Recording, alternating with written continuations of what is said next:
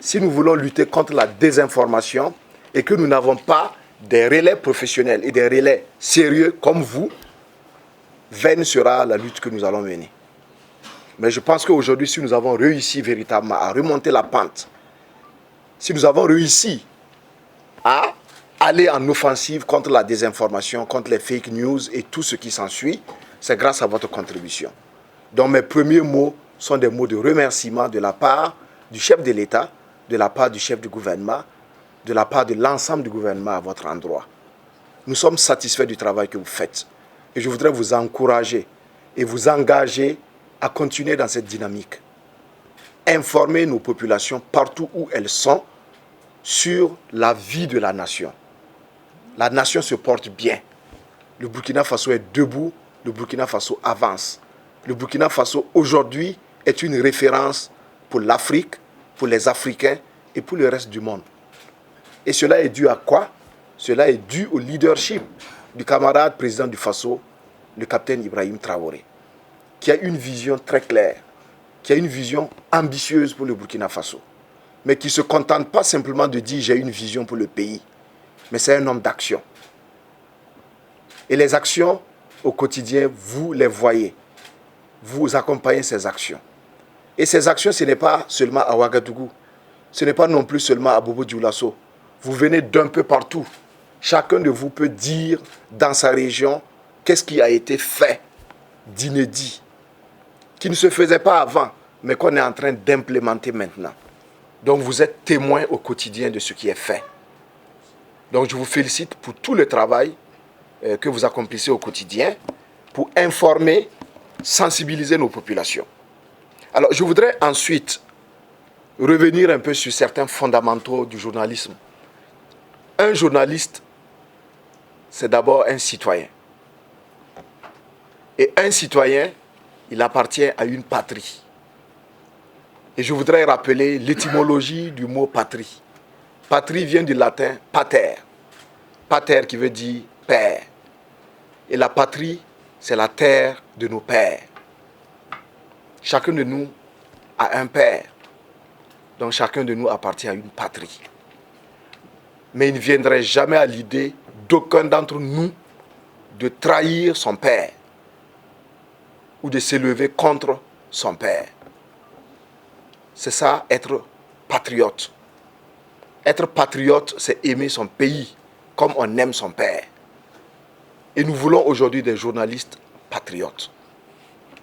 La vision du gouvernement et le souhait, c'est que vous soyez des journalistes patriotes, des journalistes qui aiment leur pays, des journalistes qui ne trahissent pas leur pays. Si vous devez utiliser un mot, si vous devez traiter une information, si vous devez rédiger un article qui va aller à l'encontre des intérêts de votre patrie, aller à l'encontre des intérêts de votre père, et si vous le faites, sachez que vous n'êtes plus patriote. Nous ne demandons pas que les journalistes cachent la vérité. Non. Mais l'information qui ne va pas faire avancer votre pays, réfléchissez par deux fois et demandez-vous est-ce que ça mérite d'être porté à la connaissance des populations. Sinon, traitez l'information dans le sens de suggérer une solution. Vous êtes des agents de développement. Donc vous pouvez faire des suggestions au gouvernement.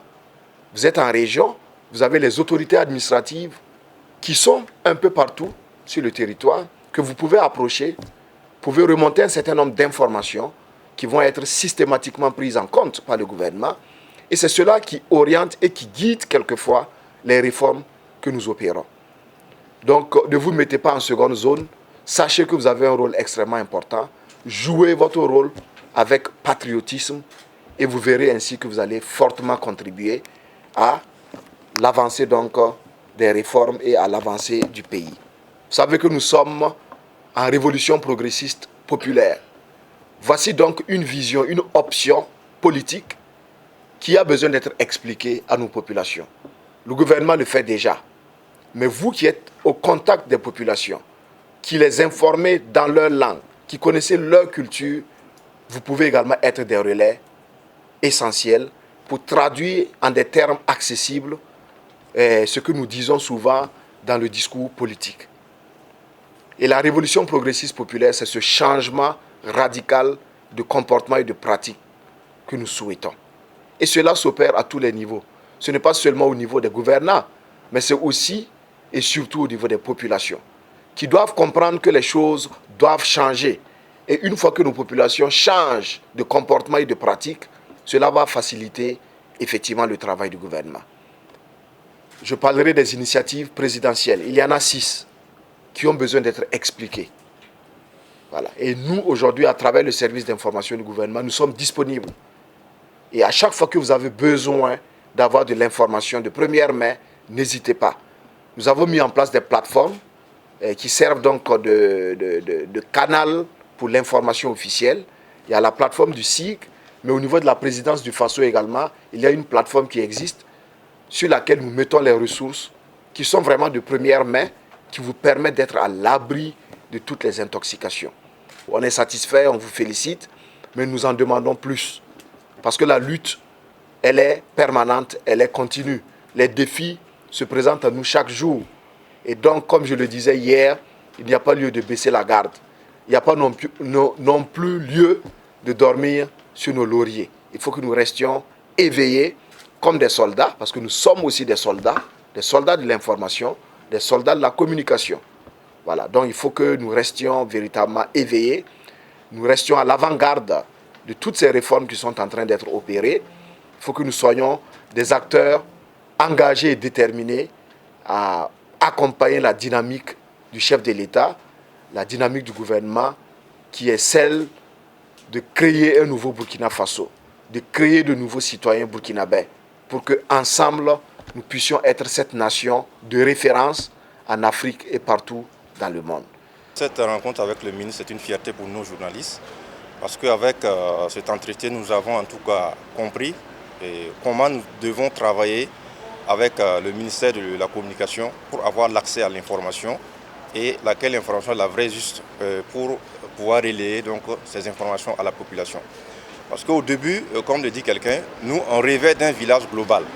Et malheureusement, on redécouvre la tour de Papel pour dire que le monde aujourd'hui où nous vivons, nous avons pas mal de journalistes, nous avons pas mal de médias qui se créent et on parle de tout et de rien.